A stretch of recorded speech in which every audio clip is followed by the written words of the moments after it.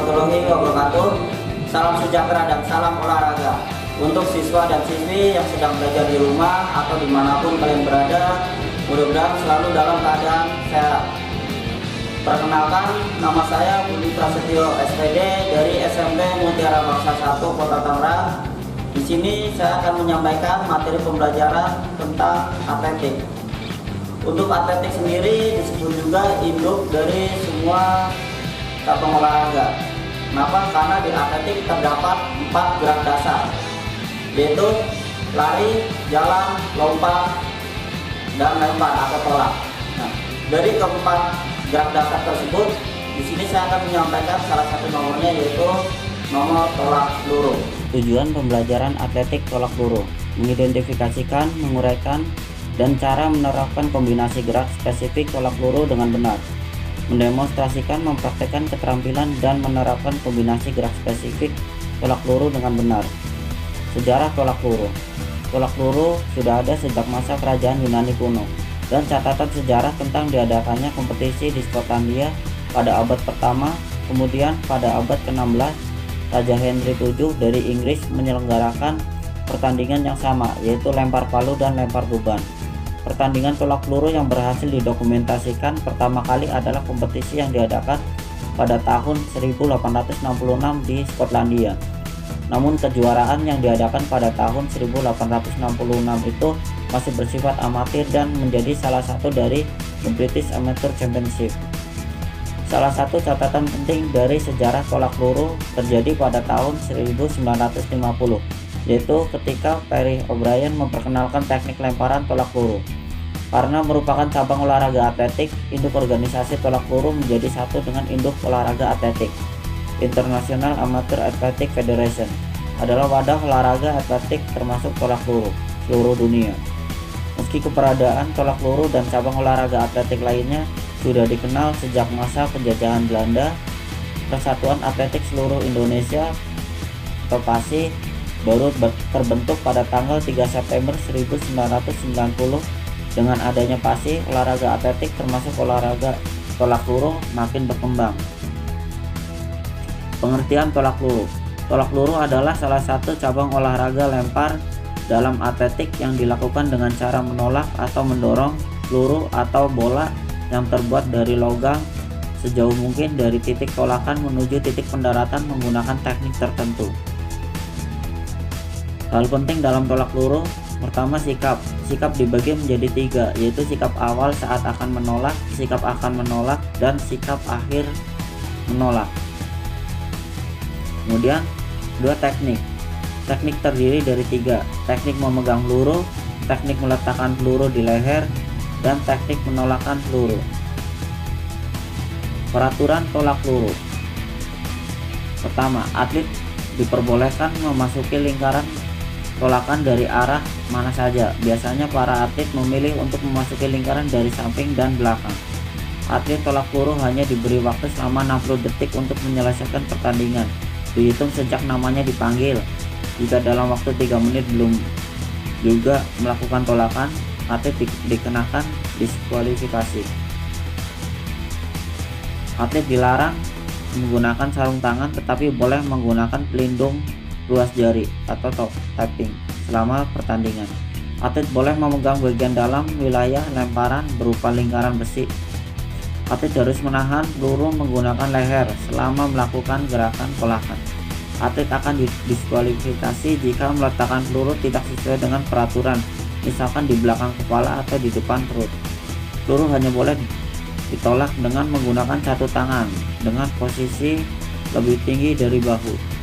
Gerakan tolakan hanya boleh dilakukan di dalam lingkaran. Sedikit saja kakinya berada di luar batas lingkaran, atlet tersebut dinyatakan didiskualifikasi.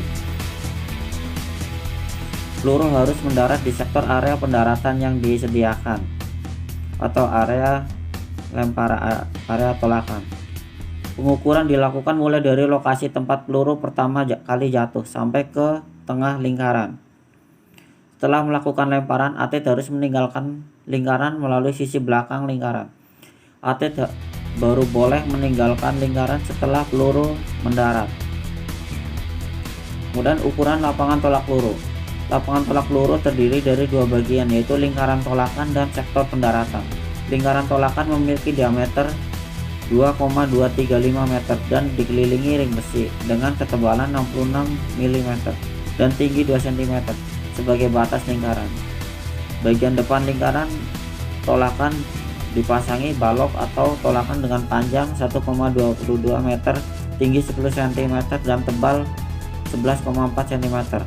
Sektor pendaratan berupa tanah yang ditandai garis batas sekaligus garis ukur standar yang terletak di tengah sektor pendaratan.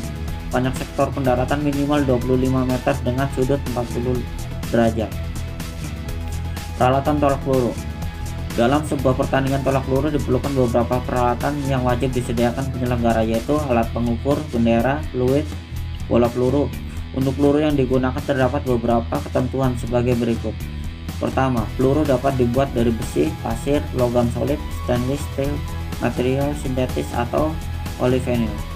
2. Ukuran peluru disesuaikan dengan jenis lapangan yang digunakan. Untuk pertandingan yang diadakan di lapangan indoor, ukuran peluru yang digunakan sedikit lebih besar dari pertandingan.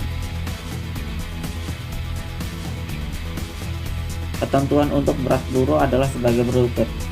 Untuk senior putra 7,257 kg, untuk senior putri 4 kg, untuk junior putra 5 kg, untuk junior putri 3 kg.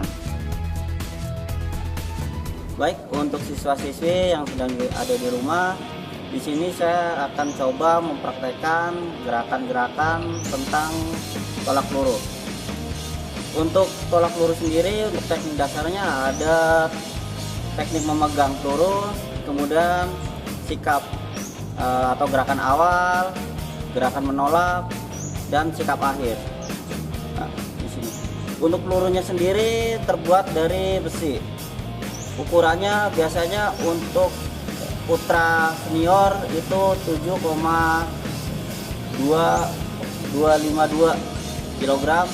Kemudian untuk putri senior itu sekitar 4 kg, dan untuk putra junior itu 5 kg, dan untuk putri junior itu 3 kg. Itu cuman kalau kalian untuk siswa-siswi yang mungkin di rumahnya nggak ada peluru atau apa, di sini saya juga ada alternatif lain kalian bisa pakai. Nah, di sini saya pakai kertas. Saya pakai kertas yang saya gulung pakai plastik atau pakai lakban. Jadi untuk alternatif kalian di rumah bisa kalian bikin sendiri. Untuk tolak peluru ada 3 gaya. Yang pada umumnya ada 3 gaya. Cuman yang lebih populer atau sering dipakai oleh atlet itu ada 2, yaitu gaya membelakangi atau O'Brien dan gaya ortodok atau menyamping. Nanti akan saya praktekkan. Baik, di sini saya akan mempraktekkan salah satu gaya dalam tolak peluru. Saya akan coba praktekkan gaya menyamping terlebih dahulu. Untuk gaya menyamping sendiri, posisi badan karena saya pakainya untuk menolak itu tangan kanan, jadi posisi badan menyampingi area tolakan atau area lempar. Ya, di sebelah kiri saya ini area lempar. Kemudian, nah tadi untuk cara memegang, kita taruh di belakang atau di bawah telinga, kemudian badan condong ke kanan atau berat badan atau kaki kanan sedikit ditekuk dan berat badan berada di kaki sebelah kanan. Ya. Ini untuk sikap awal. Kemudian saat akan menolak, badan digeser ke samping. Itu untuk tolak peluru gaya menyamping atau ortodok. Berikutnya saya akan coba praktekkan untuk gaya tolak peluru untuk gaya membelakangi atau O'Brien. Nah, sebenarnya hampir sama seperti gaya menyamping, cuman perbedaannya itu di gerakan awal. ya. Ketika tadi mungkin gerakan ortodok itu menyampingi area tolakan atau sektor tolakan, untuk gerakan gaya membelakangi atau O'Brien ini membelakangi area tolakan atau area daerah tolak. Oke, posisi membelakangi, kemudian sama tolak peluru atau pelurunya taruh di belakang telinga, kemudian posisi kaki depan belakang. Karena saya pakainya kanan, jadi posisi kaki kanan berada di depan, kemudian ditekuk, berat badan di kaki sebelah kanan. Nah, ditekuk, kaki kiri juga. Kemudian kalau gaya menyamping itu langkah atau ancang-ancangnya itu menyamping. Kalau untuk gaya membelakangi, ketika gerakan menolaknya itu mundur atau mundur. Itu untuk gaya membelakangi. Di sini juga saya akan menjelaskan tentang kesalahan yang sering terjadi pada saat ada perlombaan atau karena untuk tolak peluru sendiri itu sering ada event, mau di event ODSN atau sekarang sering disebut dengan HOSN atau mungkin Popda atau mungkin di tingkat nasional pun itu sering ada tolak peluru. Untuk nomor tolak peluru, kesalahan pertama yang sering terjadi itu biasanya untuk siswi atau atlet, biasanya itu belum bisa membedakan antara tolak dan lempar. Di sini untuk lempar, untuk gerakan melempar itu biasanya ada ayunan lengan, ada ayunan. Ini lempar. Tapi kalau tolak itu didorong atau ditolak. Nah, itu untuk tolak. Kemudian kesalahan yang kedua yang sering terjadi di sini adalah siswa atau siswi atau atlet itu menginjak garis batas tolakan. Ya. Jadi ketika menolak kalian tidak boleh, kalian tidak boleh menginjak garis, walaupun sedikit atau mungkin 1 jempol atau apa, tidak boleh menginjak garis. Itu kesalahan yang sering terjadi.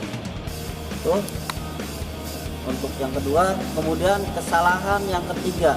Kesalahan ketiga, ketika kalian setelah menolak, biasakan untuk mundur ke belakang. Jadi jangan ketika habis nolak terus kalian jalan ke depan. Itu kesalahan ketiga yang sering terjadi. Oke. Sampai di sini untuk materi praktek tentang tolak peluru.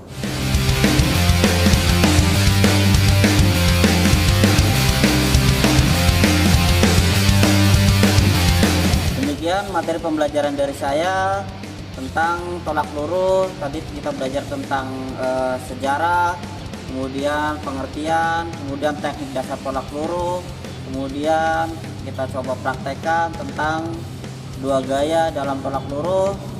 Mudah-mudahan materi pembelajaran dari saya bisa bermanfaat, dan mudah-mudahan semua tetap yang di rumah bisa tetap menjaga kesehatan.